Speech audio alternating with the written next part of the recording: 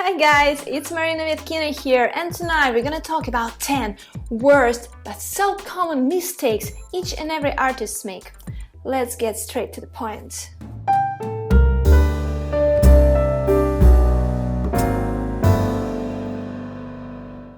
Number 1. Not showing your artwork to anybody, being afraid of your ideas to be stolen. And this is actually a very huge and very common mistake. I guess many of us were thinking to make or made sometimes, maybe continue making even right now.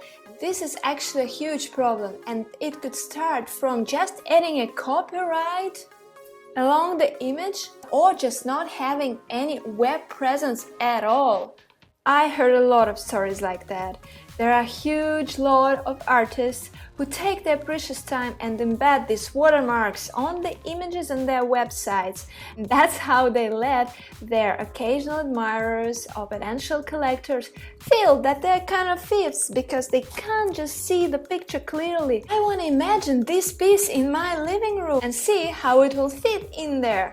But instead of that, I need to guess what's under the copyright mark. Or maybe those artists think that that's how they're gonna show that what they do is unique. In my opinion, I'll be true to you, it's just silly. Do you actually know any really well-known artists of today, or the one who lived in the past, who actually did this sort of thing? That could be even considered a sign of the success if someone would decide to imitate what you are doing. Anything really fancy or trendy is getting copied. But that only makes original brands stronger and more recognizable around the world. I'll tell you one story. I personally made an artist manager at one fair who didn't let people, occasional admirers and potential collectors take photos of the artworks they liked.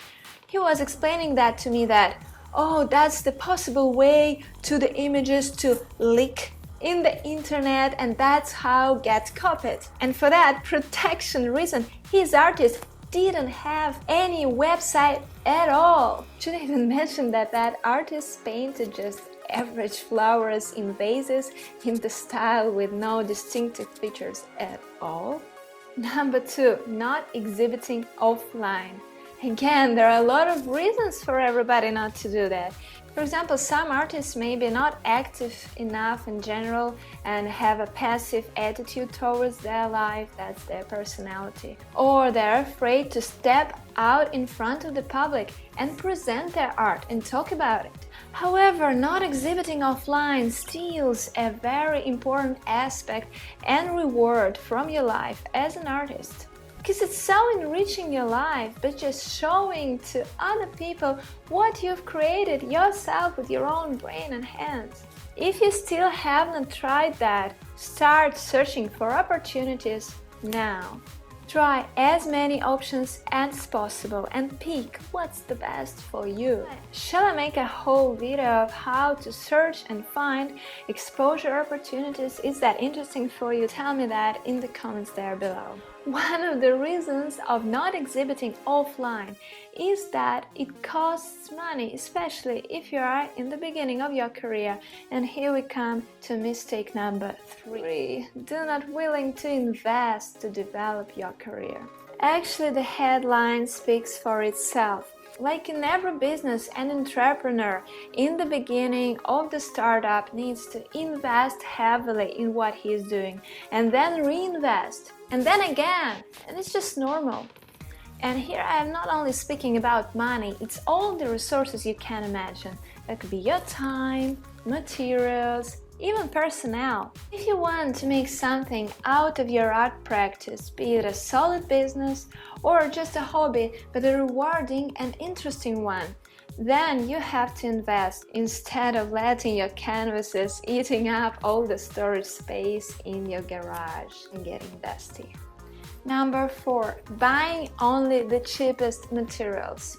Yeah, I know that's the part of the previous point, however, it's very crucial for an artist by itself. I knew several well-established artists with regular sales and art collectors who continued buying only the cheapest materials, not the best ones, even not the good ones, and continue selling that result to their collectors? Well, that's an option.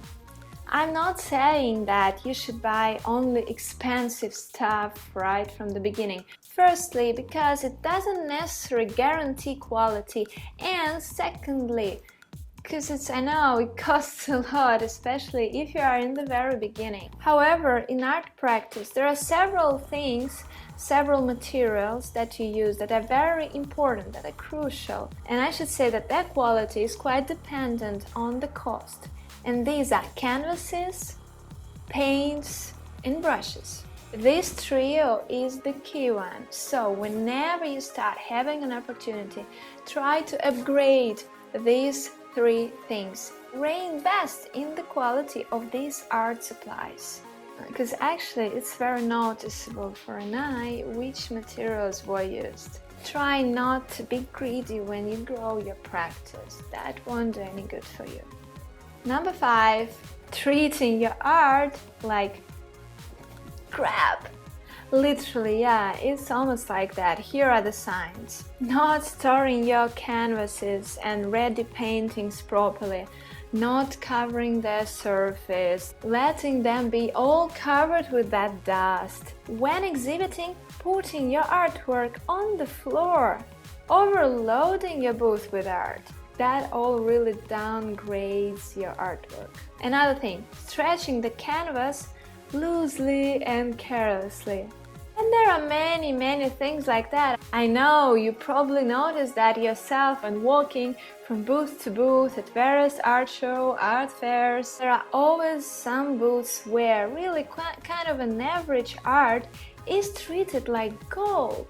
And at the same time, there are booths where really great artworks with very interesting techniques are absolutely devaluated by crappy presentation of that art. And so it's up to you to decide which style you prefer. Oh yeah, we've done only 5 out of 10. I guess I'm gonna come back here and tell you the rest 5. So be sure to stay tuned. Part number 2 comes out next week. Ciao, ciao guys. Bye bye.